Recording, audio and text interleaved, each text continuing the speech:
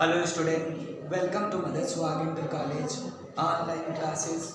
Good morning to all of you. Student, today we are going to start next lesson of your English Beehive book. I will teach you next lesson 5. The chapter name is The Snake and the Mirror, written by Vaikom Mohammad Bashir. जैसे कि पाठ में ये दिया हुआ है snake and the mirror, यानी snake माने सांप और दर्पण। इसमें सांप और दर्पण के बारे में मिस्टर वैकोम मोहम्मद बशीर ने लिखा है। In this poem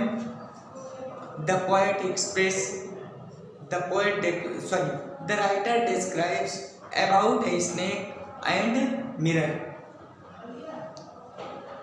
Do you know like to look at yourself in the mirror? क्या आपने कभी अपने आप को जो है मिरर में देखा है? What do you think about at such time? उस समय आप अपने बारे में ऐसा क्या सोचते हैं? Have you ever seen the dog, cat or bird look into a mirror? ठीक है, अक्सर के आपने देखा होगा कि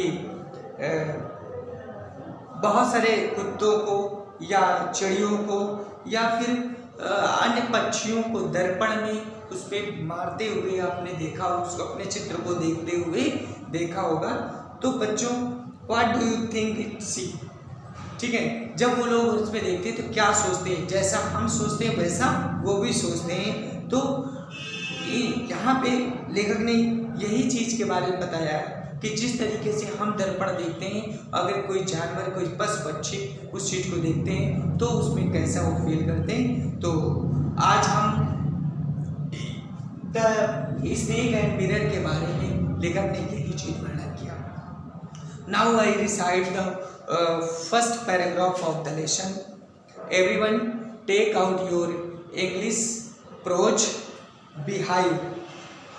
I will teach you first paragraph of the lesson, the snake and the mirror. Have a snake ever coiled itself around any part of your body? A full-blooded cobra. All of us fell silent. The question came from the homeopath. The topic came up when we were discussing snakes. We listened attentively as the doctor continued with his tale. लेखक यहाँ पे कह रहा है कि have a snake ever coiled itself around any part of your body? लेखक कह रहा है कि क्या कभी आपने आपके शरीर को, ठीक है, क्या आपके शरीर के भाग किसी भी हिस्से को सांप जो है आपको चारों ओर से घेर रखा था? मैंने क्या कभी एक सांप ने आपके शरीर को चारों तरफ से लपेट रखा है? यानी कभी लपेटे हुए देखा है? ए फुल ब्लडेड कोबरा, जो क्या था? एक विशाल काला नाग था। ब्लडेड कोबरा का मतलब काला नाग। फिर कह रहा है All of us fell silent. लेखक कह रहा है कि हम सभी बिल्कुल शांत थे, हम सब चुपचाप थे, साइलेंट थे। The question came from homeopath. यह प्रश्न जो है एक होम्योपैथिक डॉक्टर ने किया। एक होम्योपैथ के डॉक्टर थे, उन्होंने ये बात कही कि क्या आपने कभी जो है सांप को किसी के शरीर पर लपटे हुए देखा है? फिर आगे कह रहा है द टॉपिक केम अप, यानी ये भी जो विषय है तब शुरू हुआ कि तब आया when we were discussing snakes, जब हम सांपों के बारे में बहस कर रहे थे। We listened attentively, हमने उसे ध्यान से सुना। attentively मैंने ध्यान से। as the doctor continued with his tale, कि जब डॉक्टर जो है उसकी कहानी, अपनी कहानी जो है सांपों की बता रहे थे, तब हमने उसे ध्यान से सुनी। मतलब उन्होंने अपनी कहानी शुरू कर दी तो हमने उनकी कहानी बड़े ध्यान से सुनी। Now next paragraph. It was a hot summer night, यानी गर्मी का समय था। अबाउट 10 o'clock, लगभग 10 बजे हुए थे। I had my meal at the restaurant, मैंने भोजनालय में भोजन किया था। लेखक कह रहा है कि मैंने भोजनालय में मैंने भोजन किया। And return to my room, और फिर मैं वापस अपने कमरे में चला गया। I had a noise from above as open the door, और जैसे ही मैंने अपने कमरे का दरवाज़ा खोला तब तो मैंने ऊपर से एक आवाज़ सुनी। The sound was familiar one, यानी जो आवाज़ थी वह ऐसे लगती थी जानी पहचानी, परिचित जैसे लगती थी, जानी पहचानी थी। One could say that the rat, किसी ने कहा कि चूहा है। एंड शेयर्ड माई रूम, और वो मेरे कमरे में रहता था, मतलब मेरे कमरे में बहुत सारे मतलब चूहे रहते थे, चूहा है। I took out my box of matches, तब मैंने एक माचिस का बॉक्स जो है लिया। And lighted a kerosene lamp on the table, और टेबल पर से जो मिट्टी के तेल का जो दीपक था उसे मैंने जलाया, उसे मैंने जलाया।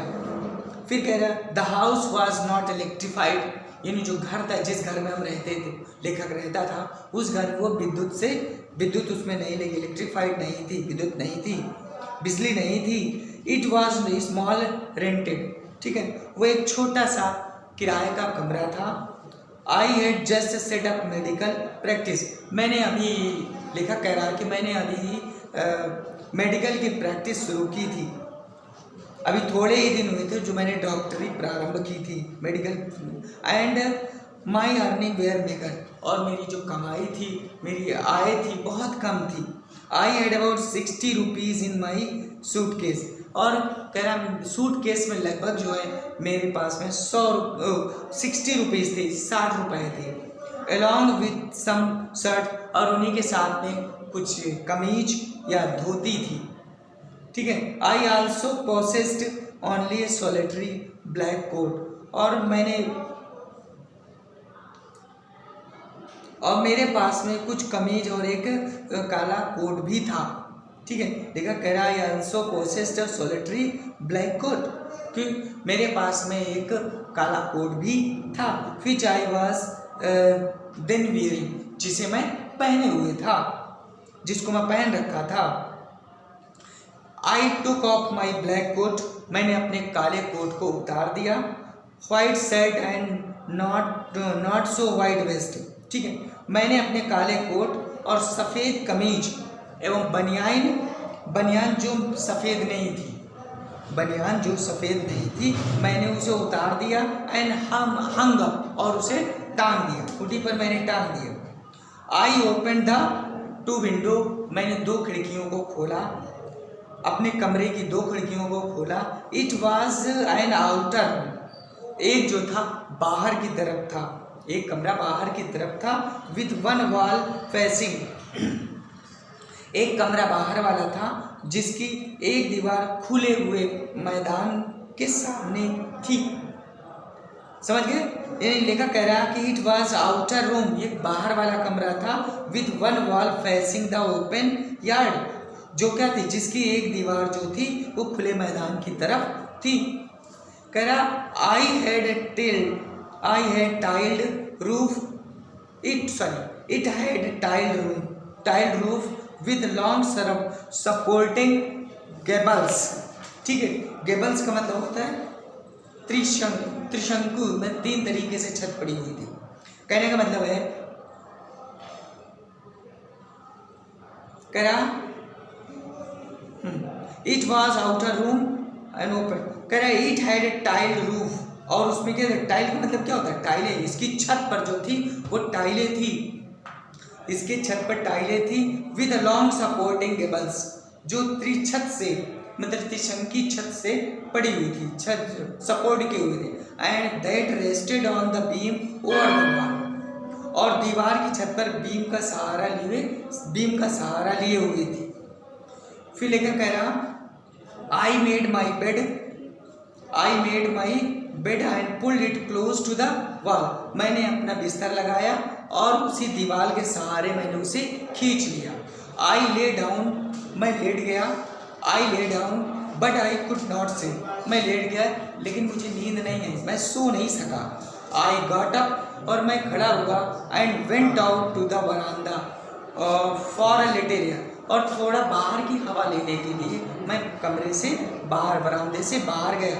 But the wind god seem to have taken time off, लेकिन जो हवा थी, लेकिन ऐसा लग रहा था कि हवा के देवता जो हैं, यानी कि but the wind god seem, लेकिन हवा ऐसी प्रतीत हो गई to have taken time off, कि उस समय नहीं चल रही थी। अब ऐसा प्रतीत हो रहा था कि उस समय हवा के देवता ने छुट्टी कर ली, हवा बिल्कुल नहीं चल रही थी, बिल्कुल हवा शांत थी। तो बच्चों, आज हम यहीं वीडियो यहीं समाप्त करते हैं। इसके बाद 4th पैराग्राफ से हम अगली वीडियो में पढ़ाएंगे। तब तक सभी बच्चे इसको रिवर्स करके एक बार देखेंगे और उसे तैयार करेंगे। Thank you.